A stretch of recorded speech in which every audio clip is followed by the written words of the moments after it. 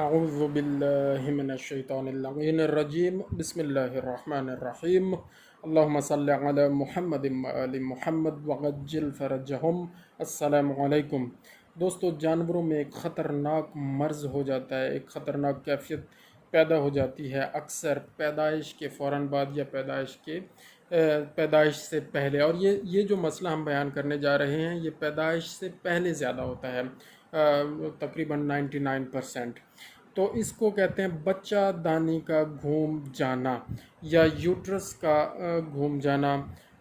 یا جس کو عام ہماری انگلش میں کہتے ہیں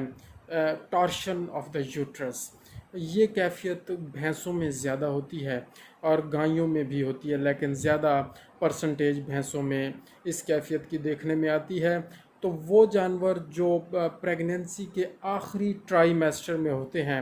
آخری 3 مہینوں میں ہوتے ہیں، ان کو زیادہ دیکھ بھال کی ضرورت ہوتی ہے، کیونکہ یہ مسئلہ بچہ دانی کا گھوم جانا زیادہ آخری ٹرائیمیسٹر میں دیکھا گیا ہے اور بالخصوص آخری مہینے میں دیکھا گیا ہے۔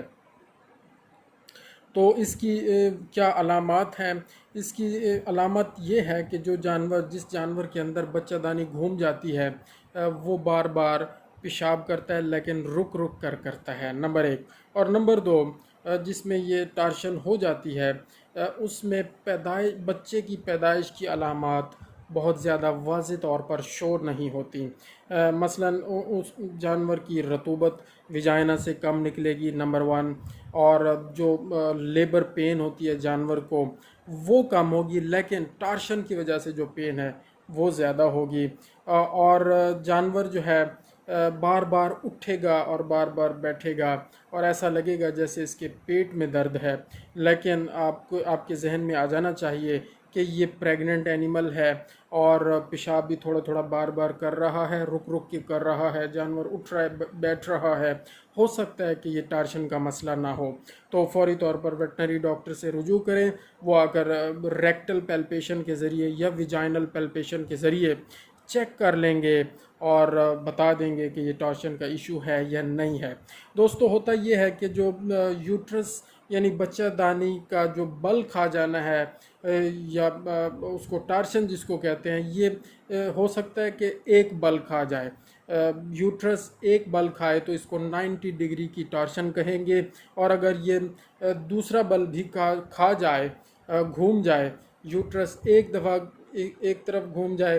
اور پھر دوسری طرف پھر سے گھوم جائے تو یہ 180 ڈگری کی ٹارشن ہو جائے گی، اور جتنے بل زیادہ ہوتے جائیں گے یہ اسی طرح ڈگری بڑھتی جائے گی، حتیٰ کہ یہ 4 بل تک بھی یوٹرس بل کھا سکتی ہے، اور اس کو 360 ڈگری کی ٹارشن کہیں گے۔ سب سے آسان ٹارشن جو نکل سکتی ہے وہ ہے 90 ڈگری کی ٹارشن، اور پھر 180 ڈگری کی ٹارشن بھی ٹھیک ہونے کے چانسز اس کے بھی زیادہ ہیں، لیکن اس سے زیادہ اگر خدا نخواستہ ٹارشن ہو گئی ہے، بچہ دانی 3 یا 4 بل کھا چکی ہے، تو اس کا ٹھیک ہونا پھر محال ہو جاتا ہے، مشکل ہو جاتا ہے۔ تو یہ ہوتا کیوں ہے اور کن جانوروں میں یہ مسئلہ ہو سکتا ہے؟ تو اس کی وجوہات میں سب سے بڑی وجہ یہ ہے کہ جو جانور خوراک کم کھا رہے ہیں اور ان کی بیلنس ڈائٹ نہیں ہے، تو ان کے اندر یوٹرس کی جو رطوبت پیدا ہو رہی ہے اور ہارمونل سیکریشنز جو پیدا ہو رہی ہیں وہ امبیلنس ہو جاتی ہیں، اور رطوبت کے کم ہونے کی وجہ سے یوٹرس کے اندر پریگننسی کے دوران رطوبت کے کم ہونے کی وجہ سے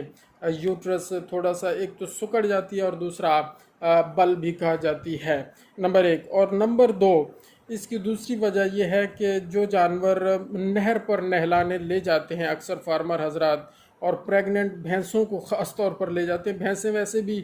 زیادہ تر پانی کو زیادہ پسند کرتی ہیں گرمیوں کے موسم میں، ویسے یہ ہے بھی دریائی جانور، یہ پانی کا جانور ہے جسے ہم نے خشکی پر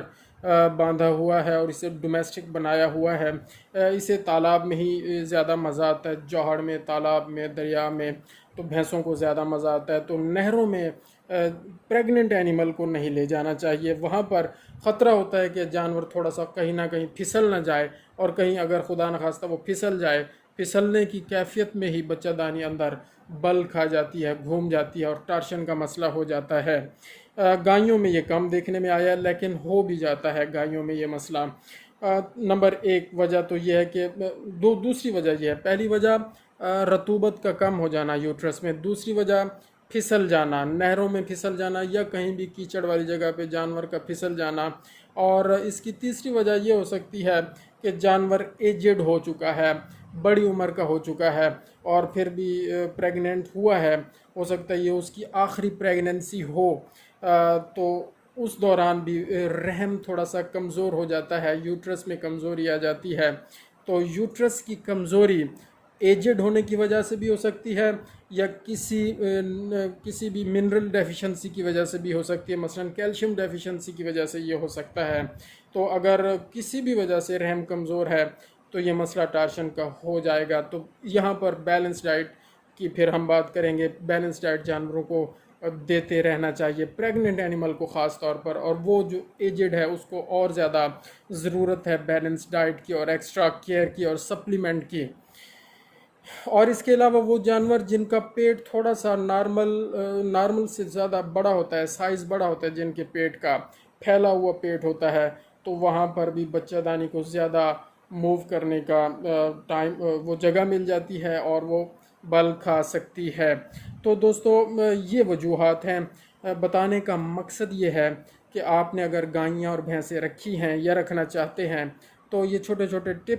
چھوٹی ٹپس ہیں، پوائنٹس ہیں جن کو آپ نے مد نظر رکھنا ہے کہ پریگننٹ اینیمل کی کیئر میں یہ بھی شامل ہے کہ بیلنس ڈائٹ بھی ہو اور خشک ڈائٹ بھی نہ ہو، اور منرل سپلیمنٹس بھی ان کو ملتے رہیں، وائٹامن ڈیفیشنسی بھی نہ ہو، اور نہر پر نہلانے میں بھی ذرا احتیاط کریں اور کیچڑ سے بھی ان کو بچائیں۔ یہ چھوٹے چھوٹے پوائنٹس ہوتے ہیں جن پہ عمل کر کے ذہنی کوفت سے بھی بچا جا سکتا ہے، پریشانی سے بچا جا سکتا ہے، پیسے بچائے جا سکتے ہیں اور اپنے پروفٹ کو سیو کیا جا سکتا ہے۔ جزاک اللہ خیرہ، اللہم صلی علی محمد و آل محمد وعجل فرجہم۔